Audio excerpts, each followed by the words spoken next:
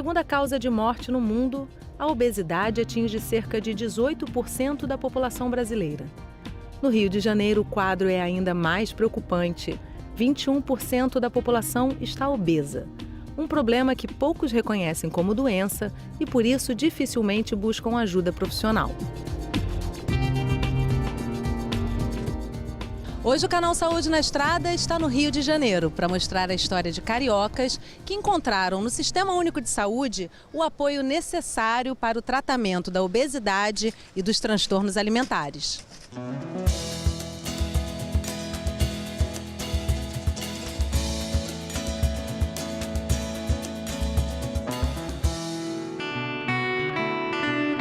Que caminhos levam ao descontrole sobre o próprio corpo?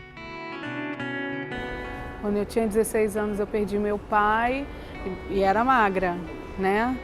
E, de repente, eu comecei a engordar e não sabia por quê, mas fazia minha alimentação, fazia dieta, fazia caminhada antes de ir trabalhar. Só que quando eu casei, aí uns 2 anos depois eu engravidei, eu engordei assim, sem sentir.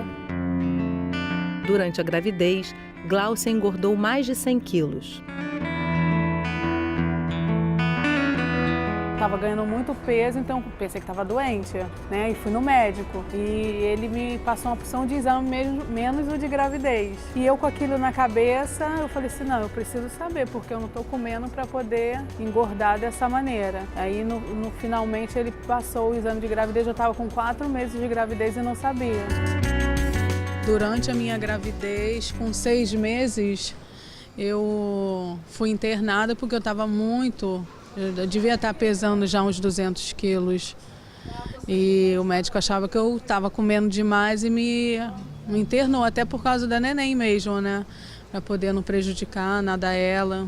Mas lá mesmo, fazendo a dieta, fazendo tudo direitinho conforme eles mandavam eu fazer, eu continuava engordando. 10, 15, 20 quilos por mês, né? Quando eu cheguei na data da cirurgia, que foi cesariana, eu estava pesando 282 quilos. No final da gestação, Gláucia não conseguia mais caminhar. Ela também não podia ficar deitada, pois o peso sobrecarregava os pulmões. Então ela dormia sentada. Depois que a filha nasceu, ela ainda engordou mais. Chegou a pesar 330 quilos, verificados na balança de um ferro velho. Nos hospitais e consultórios não existia uma balança que pudesse aferir o peso dela. Para mim foi muito difícil, né? Porque eu vinha de uma situação, eu não tinha esse peso antes. E o momento mais feliz da nossa vida, a gente se vê, sim, não deixou de ser feliz por causa disso, mas a gente se vê assim com outra doença, né? Que é a obesidade. Ao longo de mais de 10 anos, Gláucia sofreu todos os tipos de limitações e preconceitos, além dos problemas de saúde que vieram junto com o excesso de peso. Muitas vezes eu desisti na metade do caminho. Eu não queria mais ter vida por causa mesmo do preconceito das pessoas, achando que você está dessa maneira porque você quer, não porque você tem uma doença. Então, assim, é muito difícil. Atualmente nós sabemos que a pessoa que tem excesso de peso, ela não é, muitas vezes, responsável por esse excesso de peso. Responsável no sentido de que não é um preguiçoso, não é um comilão, não é um glutão, não é nada disso. Muitas vezes essas pessoas têm problemas que fazem com que ela tenha dificuldade de lidar com esse excesso de peso.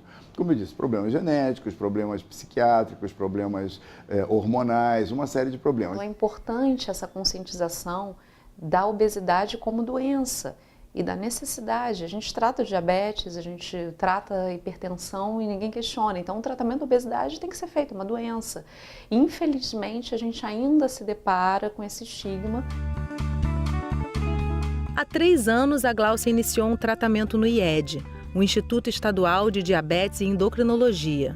No SOTAN, o Serviço de Obesidade, Transtornos Alimentares e Metabologia do IED, ela encontrou uma equipe multidisciplinar. A coordenadora do serviço, Lívia Lugarinho, é uma das profissionais que acompanham o tratamento desde o começo. Então, a Gláucia, assim, foi acho que um dos maiores desafios do serviço em termos de tratamento de obesidade. Foi uma paciente que chegou com mais de 330 quilos aqui no serviço, um índice de massa corporal de 120, coisa que acho que poucos médicos já tinham se deparado antes. E realmente o sucesso que a gente vê hoje do tratamento dela, sem dúvida, foi por conta de um trabalho em equipe. Desde a primeira consulta já se foram mais de 160 quilos e cada passo, literalmente, é comemorado. Tem quase 3 anos, né, Gláucia? Mais ou menos isso, né? E aí a diferença disso, dos passos do andar, por se tratar de um caso extremo de obesidade, a gente teve que lançar mão para ela de praticamente todas as possibilidades de tratamento, em termos de medicação, de dieta, até que ela estivesse num peso seguro para que ela pudesse realizar a cirurgia bariátrica. O caso de Gláucia se tornou fonte de conhecimento. Isso porque o ambulatório do Sotan, que atende em média 1.300 pacientes por mês, é também um espaço de pesquisa científica. A partir de parcerias com outras instituições, como o Instituto de Psiquiatria da UFRJ, o serviço oferece um programa de pós-graduação em transtornos alimentares e obesidade. Primeiro, a gente, pelas pesquisas, tem acesso a drogas, medicações que ainda vão ser comercializadas, ou às vezes medicações que são caras e que elas são feitas, né, são dadas no momento da pesquisa para o paciente. E a gente tem os alunos que participam do serviço, também são médicos que estão fazendo uma especialização em endocrinologia aqui no serviço e que têm a oportunidade de ter uma vivência com essas medicações, que muitas vezes algumas nem foram lançadas ainda no mercado. Isso proporciona tanto uma abertura de vagas para pacientes que têm interesse em participar da pesquisa e vir para o hospital, quanto de conhecimento para nós, médicos, para os médicos que estão fazendo a residência em endocrinologia. Quer dizer, é importante para todo mundo. E é aí que entra o trabalho de uma equipe multidisciplinar, um time de profissionais que se reúne para discutir o caso de cada paciente e definir o tratamento de forma coletiva. São endocrinologistas, nutricionistas, psicólogos, educadores físicos e psiquiatras que analisam as inúmeras possibilidades de abordagem para o tratamento de cada paciente. E com isso, ela primeiro disse que se demorava muito nas alimentações. O tratamento tem que ser sempre individualizado, não existe bula de revista para a pessoa seguir aquilo e resolver o problema dela. Cada pessoa terá uma solução específica para o seu problema, que vai ser estabelecido por quem? Por essa conjunção de multiprofissional. O endocrinologista, o psiquiatra, a nutricionista, o preparador físico, que vão trabalhar em conjunto para mudar os hábitos dessa pessoa e permitir que essa pessoa perca peso. Quando você trabalha, tipo, em consultório particular, que você tem você sozinha, você não consegue dar conta que você dá aqui. Então, às vezes, aqui a gente tem um resultado melhor do que teria numa instituição privada. Passados pouco mais de 6 meses desde a cirurgia bariátrica, Gláucia se prepara para o momento certo de encarar outros procedimentos cirúrgicos. Depois de 3 anos de tratamento, os quilos que ainda faltam já não pesam tanto. Com o tempo a gente começa a entender as pessoas, né? As atitudes, os olhares dela. E aqui eu tive assim, eu vou te ajudar. Independente do que você esteja passando, assim, eu creio que o Senhor colocou essas pessoas na minha vida para realmente para mim ter uma vida novamente. Os médicos calculam que com cirurgias plásticas, Gláucia vai perder uma quantidade significativa de peso. O objetivo é chegar a 70 quilos, ou seja, 90 quilos a menos do que Gláucia tem hoje. Mas o percurso que falta não parece distante. No dia que visitamos o IED, ela vinha de ônibus pela primeira vez a uma consulta. Foram quase 600 passos, contados um a um. Hoje eu estou me sentindo assim com 70 quilos. Eu quero chegar lá, 70 quilos, porque eu não andava, eu não caminhava, eu não tinha vida, eu não saía de dentro de casa. E hoje em dia eu estou aqui no hospital que eu vim de ônibus. Então assim, eu estou me sentindo bem comigo mesmo. Cada quilo que eu perco, é como se eu estivesse tirando 1 tonelada de cima de mim. Isso daí pra gente é uma motivação enorme, né? Você vê uma paciente que ficava na cama, que mal conseguia andar, dava 2 passos e se cansava. Consegui, que nem hoje ela falou pra gente, pegar pela primeira vez um ônibus, conseguir andar meia hora, coisa que a gente nem pensava que ela conseguiria, e a gente viu que graças também a muita força de vontade dela, ela conseguiu. É muita satisfação para toda a equipe, para a gente e para ela também.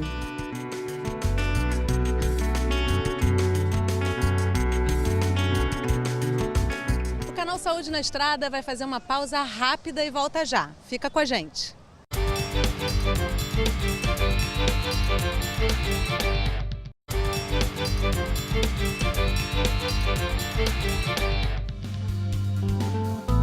O Serviço de Obesidade, Transtornos Alimentares e Metabologia do IED, o SOTAM, existe há mais de 20 anos. São pacientes que buscam ajuda não somente para o tratamento da obesidade. Bulimia, anorexia, síndrome de Prader-Willi, transtornos alimentares e metabólicos também estão entre os atendimentos do SOTAM.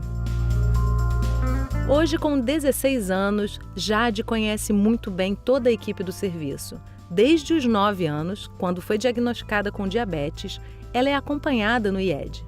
Mas o tratamento logo ganhou mais um elemento. Antes mesmo de entrar na adolescência, Jade desenvolveu bulimia.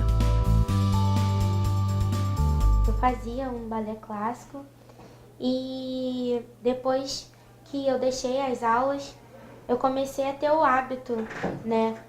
Que a minha mãe começou a reparar depois que eu almoçava, ou lanchava, né, mãe? Após as refeições. Eu ia no banheiro após as refeições e ficava lá durante muito tempo. Muito tempo.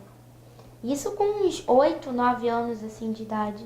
Ela, na verdade, ficou bulíaca antes de ser diabética. Eu não percebia isso por conta do balé, que, segundo ela, né, bailarina bonita é bailarina magra. Então, ela tinha aquela coisa de esteticamente ser magra. Só que eu não tinha me dado conta e não tinha trabalhado isso nela, que ela não ia ser uma bailarina do Bolshoi, né? Ela só tinha 9 anos, ela só era uma bailarina por fazer balé.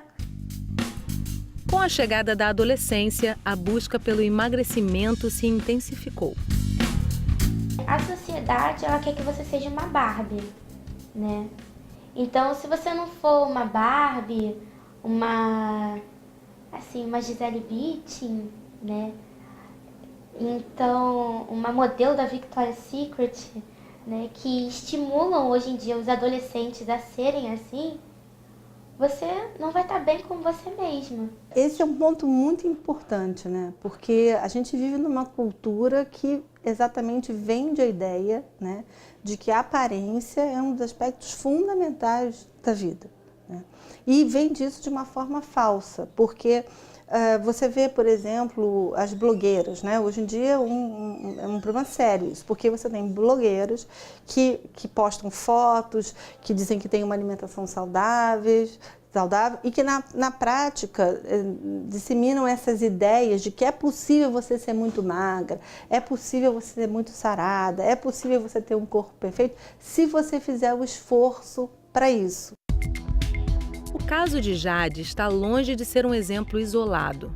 Assim como a anorexia, a bulimia nervosa se caracteriza por uma preocupação excessiva com o peso e a imagem distorcida do próprio corpo. Em ambos os casos, as doenças vêm acompanhadas de distúrbios alimentares e são diagnosticadas principalmente entre meninas e mulheres. Os familiares podem perceber quando esse adolescente começa, primeiro, a perder peso. Segundo, se incomodar muito com a forma corporal dele, tá? Começa a não se achar, às vezes o paciente nem está acima do peso, está com peso completamente normal ou até magro, e olhando no espelho começa a reclamar de uma gordurinha aqui, de uma gordurinha ali, começa a restringir o arroz, o aipim, tirar os carboidratos, e a família tem que estar atenta quando começa a restringir e perder peso. Com o diagnóstico da bulimia nervosa, Jade passou a ser atendida pela equipe do SOTAM, com o desafio de evitar que a bulimia colocasse em risco o tratamento do diabetes. O que acontece no diabetes mellitus tipo 1 que preocupa muito a gente é a supressão da dose de insulina. Então, ela deveria fazer a insulina no café da manhã e insulina ao deitar. As lentas e as insulinas para as refeições no café, no almoço e no jantar. E ela omite a dose, ela não toma insulina para ir a 300 ou 400 de glicose. Ela sabe até onde ela vai, que ela não passa mal, suprime essa dose, vai e com isso ela provoca uma perda de peso. No dia de nossa visita ao IED, Jade compareceu a uma consulta de rotina. O tratamento dela inclui um diário alimentar, onde ela descreve dia a dia como se alimentou e se sentiu. Mas dessa vez, o diário não estava completo. Então, Jade, o que eu observo aqui é que nos dias que você tem compulsão, por exemplo, aqui no dia 3 de agosto, você anotou, tive compulsão, são dias que a sua glicose vai a níveis mais altos, 548. Nesses dias você também suprimiu a insulina, ou seja, não tomou a insulina por algum motivo? Teve alguns dias que realmente eu não cheguei a tomar, mas nesse dia eu tomei, mas foi mesmo na hora, assim, a vontade de comer, né? Aí foi quando a glicose disparou. Foi mesmo pela compulsão, né? O que eu trouxe para a doutora Gil foi a verdade, né? Porque se você não disser, no caso, a verdade para o médico, ele não vai conseguir te ajudar. A Jade está em recidiva de doença, tá? Ela está passando por momentos emocionais, pessoais em casa, familiares complicados. Além de ter passado agora por uma viagem com amigos, primeira viagem sem a mãe, de adolescente, com os amigos. Parou a medicação da psiquiatria, a fluoxetina que ela tomava, suprimiu doses de insulina, foi exposta a usar biquíni, a expor o corpo, a estar com os amigos. Então foi muita novidade e ainda em casa também questões afetivas que no final acabam por culminar com um descontrole emocional, um afeto negativo e a compulsão alimentar e a compensação depois, com a supressão da insulina e o vômito. Com a compulsão alimentar e a interrupção de todos os medicamentos por uma semana, Jade viu sua dosagem de insulina sair do controle. Um alerta de que é hora de reforçar o tratamento. Nesse momento, ela vai ter que vir semanalmente à equipe, ao IED, passar pela equipe multidisciplinar, nutricionista, endócrino, psiquiatra, psicólogo, para poder fazer o acompanhamento mais de perto do diário alimentar. E é assim com a maior parte dos tratamentos no SOTAN. O objetivo não é receber alta, mas ter um acompanhamento ao longo do tempo. Mais do que tratamentos, pelos ambulatórios do IED passam histórias de vida. O instituto, que se tornou referência em endocrinologia e transtornos alimentares no Rio de Janeiro, desde 2014, abriu as portas do SOTAN para pacientes com uma síndrome rara. E junto com eles, suas famílias. Vitor Hugo tem 22 anos e foi diagnosticado com a síndrome de Prader-Willi logo que nasceu. Caracterizada por uma alteração no cromossomo 15, a síndrome é diagnosticada em 1 a cada 30 mil bebês nascidos vivos, mas estima-se que seja subnotificada.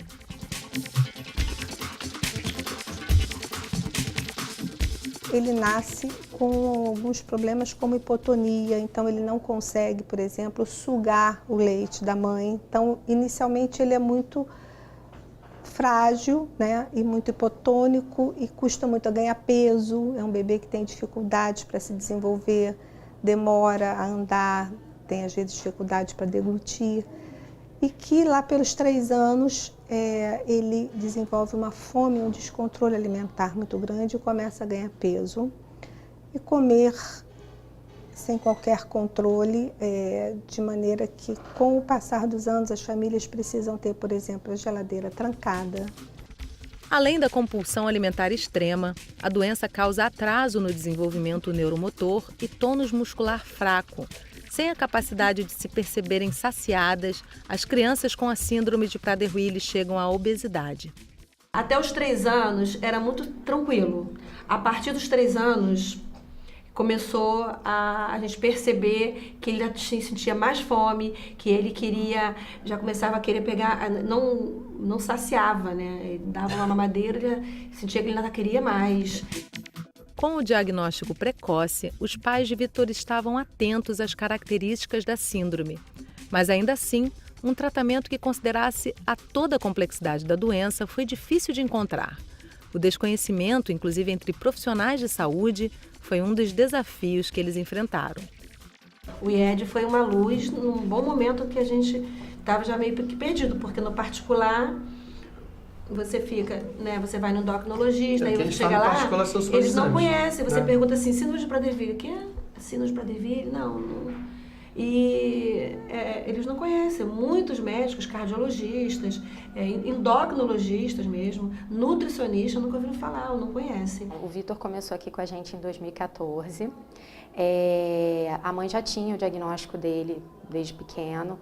Então, é uma família que é muito dedicada, que sempre procurou dar um acompanhamento bom para ele. Então, quando eles vieram para cá, o Vitor já era um pouquinho diferenciado, até mesmo em relação à obesidade. Ele não era tão obeso assim, porque a mãe já tinha esses cuidados com a alimentação, com o nutricionista.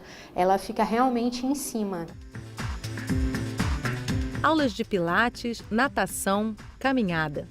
Vitor Hugo faz atividades físicas desde pequeno na academia do pai, que é educador físico. Em casa, mantém uma dieta com horários bem definidos e a cada 2 meses faz consultas de rotina no Sotan. Com o peso muito próximo ao ideal, o acompanhamento tem foco na manutenção dos resultados e no apoio à família.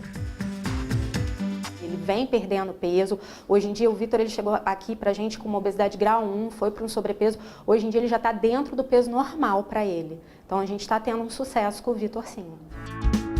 Hoje, o Sotan acompanha cerca de 50 pacientes com a síndrome de Prader-Willi. Além das consultas, o serviço também envolve as famílias com reuniões e encontros periódicos.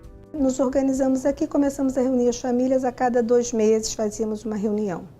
Esse grupo de famílias, inicialmente, tinha um grupo no WhatsApp e nós conseguimos, com a ajuda até de um funcionário aqui do próprio hospital, que abraçou a causa, ajudá-los a constituir a associação. As crianças são tratadas por pessoas e por médicos e profissionais que são especializados na síndrome, estudam a síndrome. E isso é muito raro quando a gente fala de uma doença rara. Então aqui eles são acolhidos, recebem tratamento multidisciplinar, que a gente diz, né? Principalmente na parte de nutrição, que é uma área muito delicada em relação à síndrome. Mãe de uma menina de 4 anos, que também é paciente do Sotan, Liana é porta-voz da Associação Brasileira da Síndrome de Prader-Willi. A associação, formalizada há pouco mais de 2 anos, nasceu nos encontros realizados no Sotan e hoje é parceira do serviço no apoio às famílias. O valor dessa parceria ele é imenso.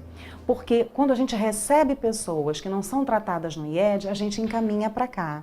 Quando a gente recebe pessoas que têm que acham que têm o diagnóstico, que desconfiam do diagnóstico da síndrome, a gente encaminha para cá e também há essa parceria com o Instituto Fernandes Figueira, porque lá é onde se faz o diagnóstico molecular da síndrome. É um trabalho que nos orgulha imensamente, né? Dado assim todo o empenho da equipe, não é apenas o meu empenho, né? Nós temos toda uma equipe trabalhando e parcerias. Eu acho que assim, muito importante a gente que trabalha com serviço público, além de abraçar uma causa, né? E assim, a causa dos transtornos alimentares e a causa do Prader-Willi é uma causa que eu abracei com muito empenho, com muito carinho. Você estar aberto a parcerias.